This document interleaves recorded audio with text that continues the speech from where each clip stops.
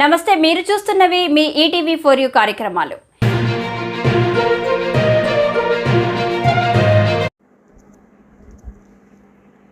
కొత్తగూడెం దాహార్తిని తీర్చేందుకు 124.48 కోట్లతో మంచినీటి పథకం సెంట్రల్ స్టేట్ మున్సిపల్ నిధులతో ఏర్పాటు.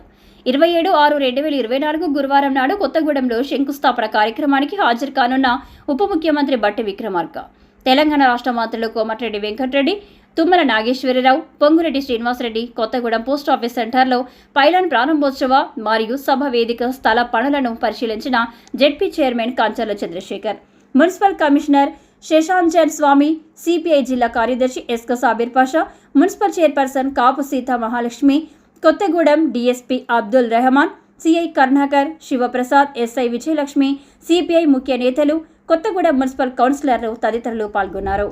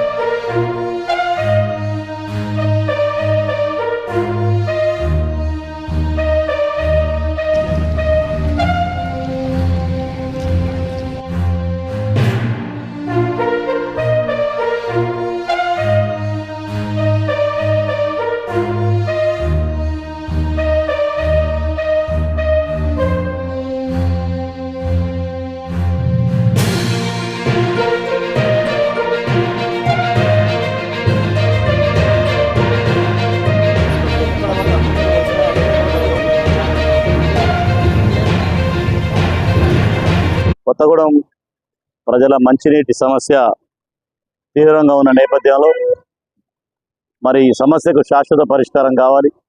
కిన్నెరసాని పైప్ లైన్, ఇప్పుడు ఉన్నటువంటి పైప్ లైన్ కానీ భగీరథ లింక్ కానీ కొన్ని చోట్ల లీకేజీలు కావటం, కొన్ని ప్రాంతాలకు నీళ్లు సరిగా అందకపోయినటువంటి నేపథ్యంలో మరి వాళ్ళ కొత్తగూడెం మున్సిపాలిటీకి శాశ్వత మంచినీటి సమస్య పరిష్కారానికి 124 కోట్ల రూపాయలతో మరి అమృత్ 2 కింద ఒక మంచినీటి స్కీమ్ని మంజూరు చేయించుకొని అది ప్రారంభించుకోవడం జరుగుతూ ఉంది. మననే స్థానిక శాసనసభ్యులు సిపిఐ రాష్ట్ర కార్య సాంబశివరావు గారు పాత్రికేయ విలేకరులకు సమావేశం పెట్టి వివరాలు చెప్పడం జరిగింది.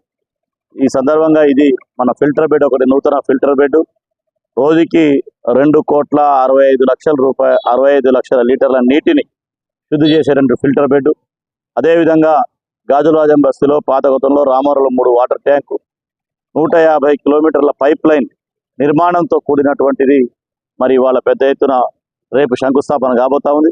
ఈ శంకుస్థాపన కార్యక్రమంలో మరి స్థానిక శాసనసభ్యులు సాంబశివరావు గారి అధ్యక్షతన జరిగేటటువంటి కార్యక్రమంలో మరి రాష్ట్ర ఉప ముఖ్యమంత్రి, మన జిల్లావాసి మల్లుబట్టి విక్రమార్క గారు, అదేవిధంగా మన జిల్లా incharge minister RNB minister Komatireddy Venkatareddy గారు, పొంగులేటి శ్రీనివాసరెడ్డి గారు, తుమ్మల నాగేశ్వరరావు గారు, మన జిల్లా ఎంపీ గారు, ఎమ్మెల్సీలు మొత్తం కూడా ఇక్కడ పాల్గొంటా ఉన్నారు.